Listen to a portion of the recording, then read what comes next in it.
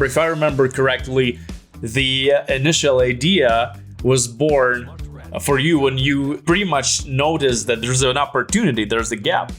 Yeah, that's very, very true. Yeah, when CaratX first started, it was like, even before it was called CaratX, it was just me buying and selling diamond engagement rings and bridal to, just reselling to customers. I bought from my first supplier and I resold them here. And then it evolves over time. But I loved it. I loved it from day one. And if it's something you'll love,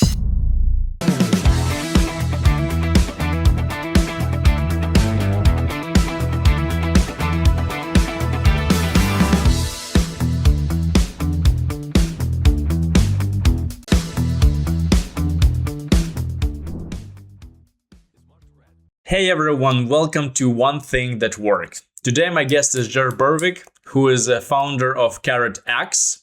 Josh, welcome to the show. Thank you. Thanks for having me, man. It's always good to see you. Always good to be here. I appreciate it. Yeah, man. Same here.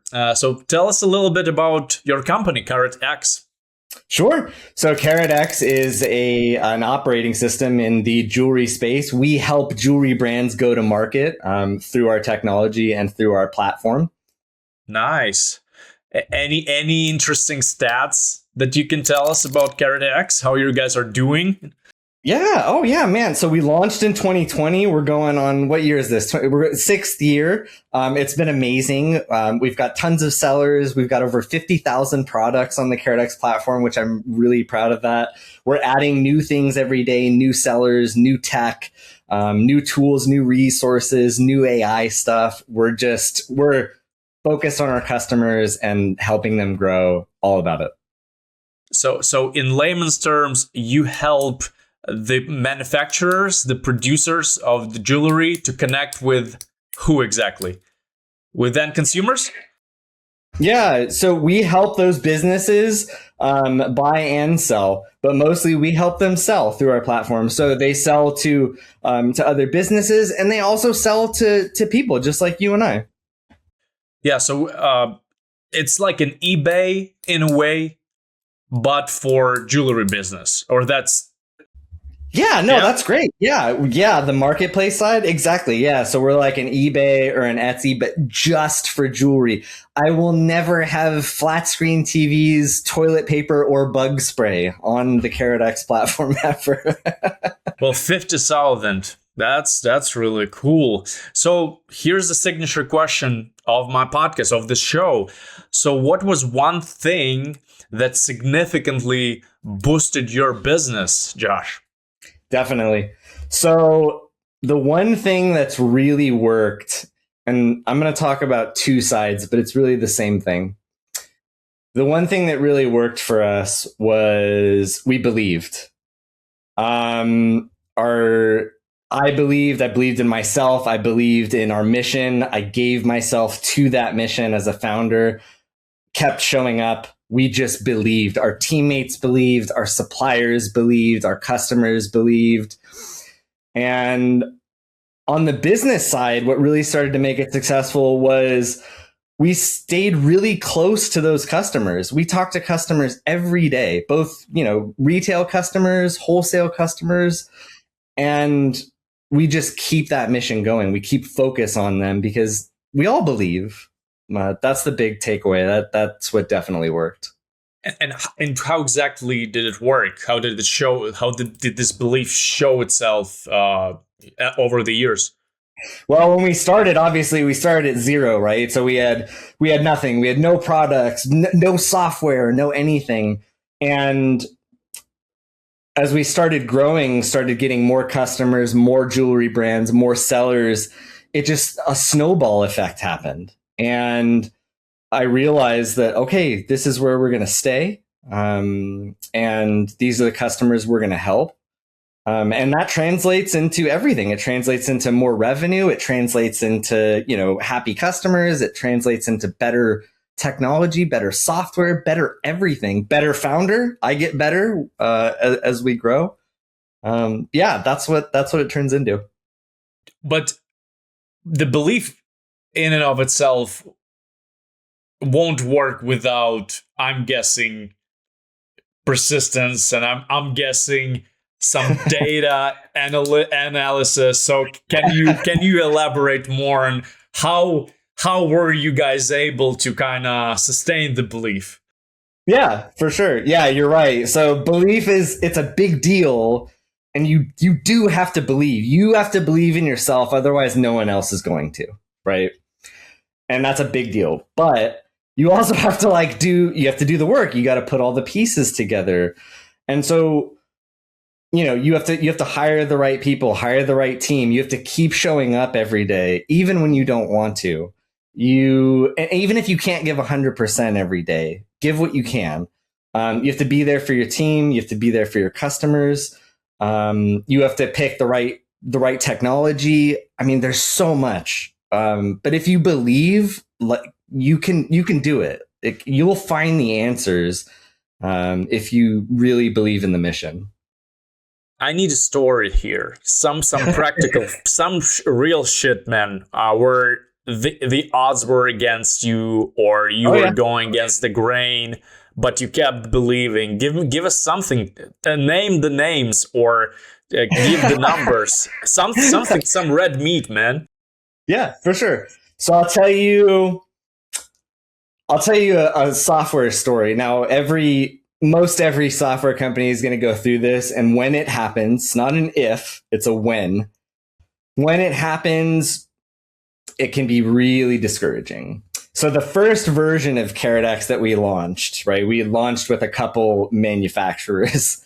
It was really, what's the word?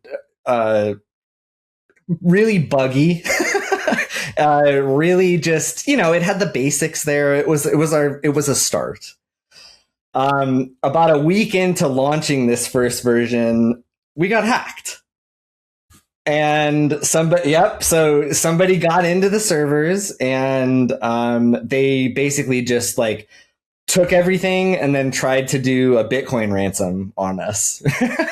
So our developer team was like, well, this happened. And I was like, oh my God. And they're like, that's it. It's done. We're not going to recover it. And I was like, no, guys, no. Can't be. No, we got to keep going.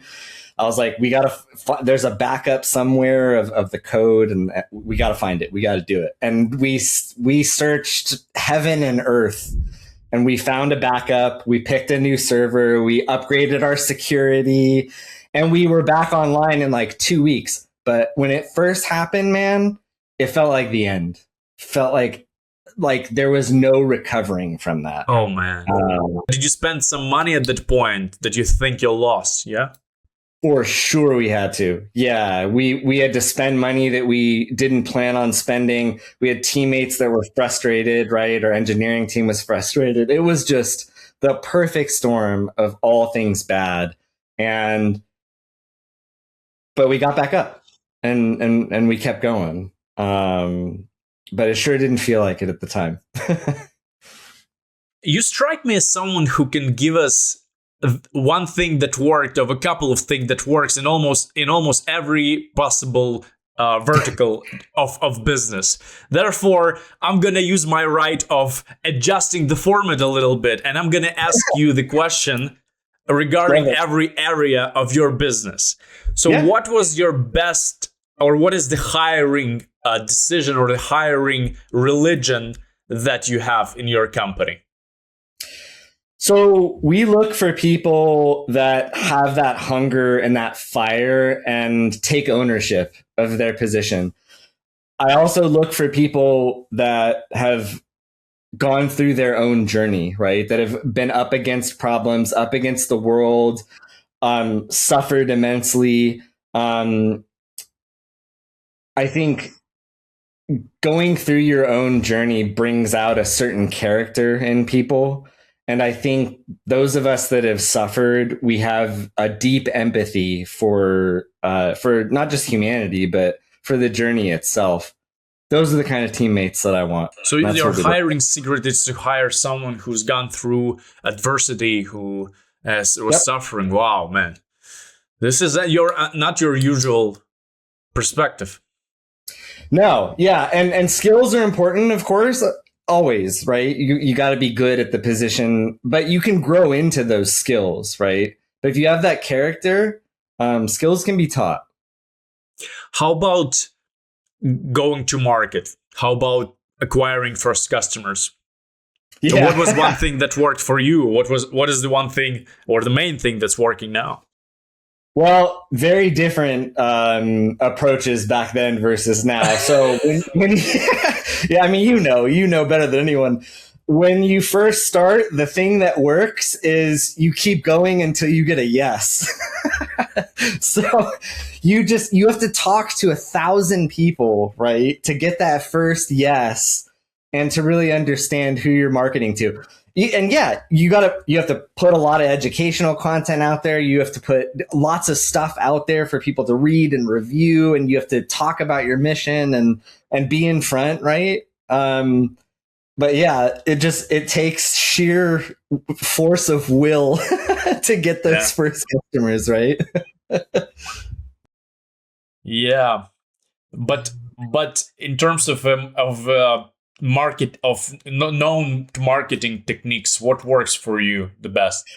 Yeah, well now, so what I always tell founders is start thinking early on about processes and systems to put in place. So, get a CRM, have some place where communication is kind of semi-automated, have somebody that's in front, right? Have something that can manage your sales pipeline. So tools, technology, systems, processes, and people. Well, from your stories, we can derive lessons. But in your own words, what do you think is the main lesson here from the things that you've told us that people can relatively easily apply in their own journey? Yeah, good question. Maybe next week already without some preparation. Give us something that people can actually already do. Yeah, for sure.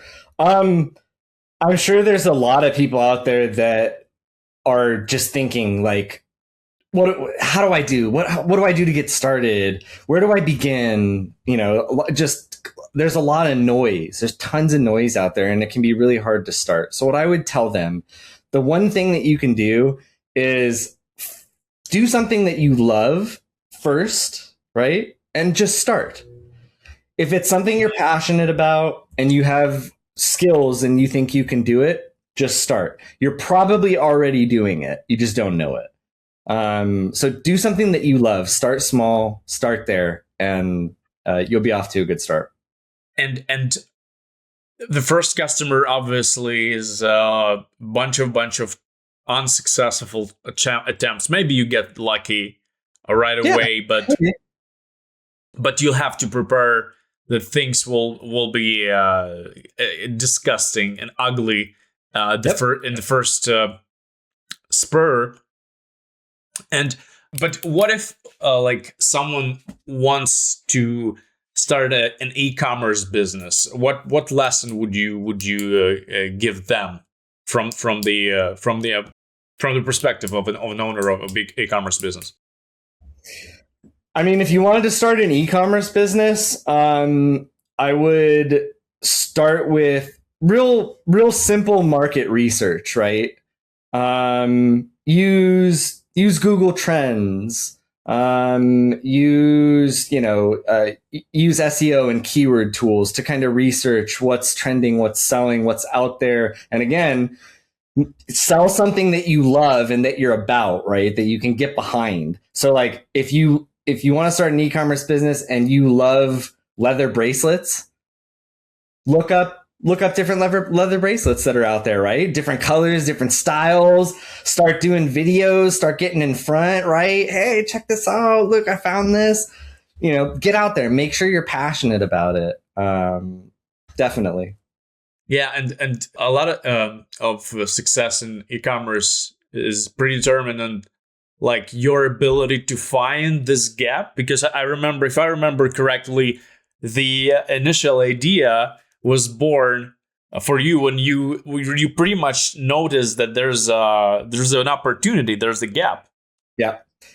Yeah, that's very, very true. Yeah. When CaratX first started, it was like, I mean, even before it was called CaratX, it was just me buying and selling diamond engagement rings and bridal to, just reselling to customers. I bought from my first supplier and I resold them here. And then it evolves over time.